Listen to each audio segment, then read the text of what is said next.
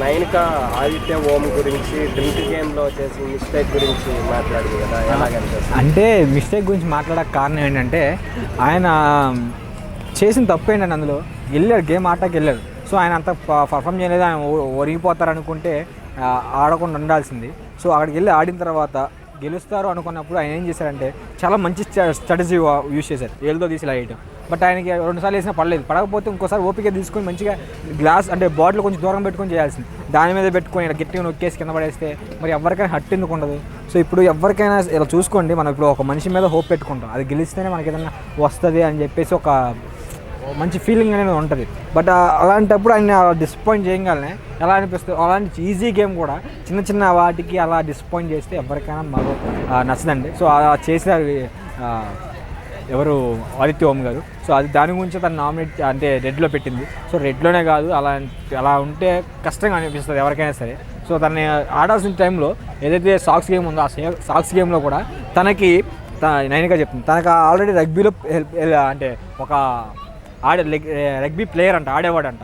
So తనకి అలాంటి వాడు అది నాకు చెప్పలేదు అని చెప్పేసి కూడా అంది. సో అలాంటప్పుడు ఒక ఆడపిల్ల గేమ్ ఆడటానికి వెళ్ళినప్పుడు ఈయనేం చేస్తున్నాడు? ఉన్న నెక్స్ట్ అబ్బాయి ఇతనే. సో అలాంటి సాక్స్ గేమ్లో అబ్బాయి వెళ్ళాల్సింది పోయి ఆయన వెళ్ళకుండా ఆ అమ్మాయి వెళ్తుంటే నేను వెళ్తా అని చెప్పకుండా తను వెళ్ళనిచ్చాడంటే మనం ఎలా అనుకోవాలి దాన్ని? నాకు ఇక్కడైతే ఓం ఆదిత్య గారు కొంచెం ఎంటర్టైన్ చేస్తున్నారు కానీ, బట్ కాకపోతే నాకు నచ్చింది ఏంటంటే ఇలాంటి విషయం సైలెంట్గా ఉంటున్నారు. సో ఆయన కొంచెం మాట్లాడి నేను స్టాండ్ తీసుకొని ఆడగలుగుతాను ఇలాంటి అట్లా ఆడి కొంచెం యాక్టివ్గా ఉంటే గేమ్లో కూడా చాలా మంచిగా ఉంటుంది. ఆయన ఏదో చిన్న చిన్న కామెడీ చేయమంటే ఏదో మాట్లాడమంటే అర్థం కాకుండా ఏదో మాట్లాడేదో పని చేస్తున్నారు కానీ, బట్ కాకపోతే గేమ్లో యాక్టివ్గా ఉంటే బాగుండు, ఇంకొంచెం ఆడితే బాగుండు, ఇంకొంచెం ఉంటే బాగుండు అన్న టైంకి ఆగిపేస్తున్నాడు అన్నమాట మనిషి. ఏదో ఒక మిస్ఫైర్ చేస్తున్నాడు, అయిపోతుంది. సో ఇలా ఉండటం కరెక్ట్ కాదు. ఎందుకంటే మనం ఎక్స్పెక్ట్ చేసినప్పుడు అంత 100% ఇవ్వగలిగితేనే గేమ్లో అంటే హోమ్లో అందులో అయితే ఉండగలుగుతాం బిగ్ బాస్లో. బట్ ఆయన కూడా ఎలిమినేట్ అవ్వాల్సింది, ఆయన ఎలిమినేట్ అవ్వలేదు. శేఖర్ భాషా గారు ఎలిమినేట్ అయిపోయారని ఒక చిన్న ఇదే. ఆయన ఆదిత్య అంటే అబ్బాయి అంటే నేను చూసుకున్న మన భాషా గారు చూసుకున్నా కూడా భాషా గారు అయినా సరే ముందుంటారు.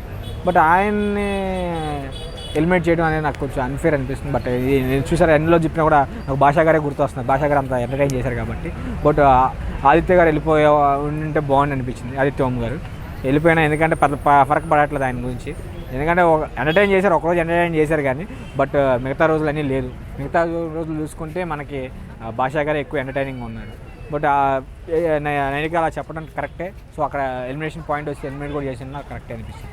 సో ఎవరికైనా కరెక్ట్ అనిపిస్తుంది, నాకే కాదు. సో అక్కడ ఆదిత్య ఓం గారు చాలా వరకు గేమ్ని ఆపేసుకొని ఏదో తనకి ఉన్న దాంట్లో నేను వెళ్ళిపోతాను, హీరో నన్ను అందరూ సపోర్ట్ చేస్తారు అన్నట్టు చూసుకున్నారు. సార్ మీరు ఎప్పుడెప్పుడో హీరో, బట్ ఇప్పుడంతా జీరోనే.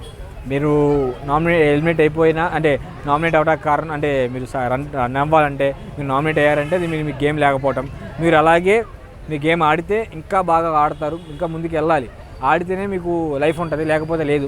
గేమ్ ఆడితే బిగ్ బాస్లో ఎవరు ఉండరు. గేమ్ ఆడితేనే ఓట్లు వేసే వాళ్ళు ఉన్నారు. 90% వరకు గేమ్ ఆడితేనే ఓట్లు వేసే ఉన్నారు. 10% మీకు దీనివల్ల వస్తాయి. ఇది మైండ్లో పెట్టుకొని గేమ్ ఆడాలి ఎవరైనా. బిహేవియర్ అయితే మంచిదే. ఒక్కోసారి కోపం వస్తే పక్కన నుండి వెళ్ళిపోతారు కానీ, బట్ చాలా మంచి ఆయన. బిహేవియర్ పరంగా చాలా మంచి ఆయన. అందరికీ పెద్దలాగే ఉంటుంది కానీ పెద్ద కాదు. ఒకసారి పెద్ద అనిపిస్తుంది, ఇంకోసారి చెత్త అనిపిస్తుంది. సో అదేంటో పెద్ద రేఖ నాకేం అర్థం కాదు. ఆయన మాట్లాడేది 100 సార్లు చూసినా కూడా ఏం అర్థం కాదు. బట్ కథని అర్థం చేసుకోవాలి తప్పదు, ఎందుకంటే మనం మాట్లాడాలి కాబట్టి. సో అక్కడ ఇంకో కామెడీ విషయం ఏంటంటే పృథ్వీ అను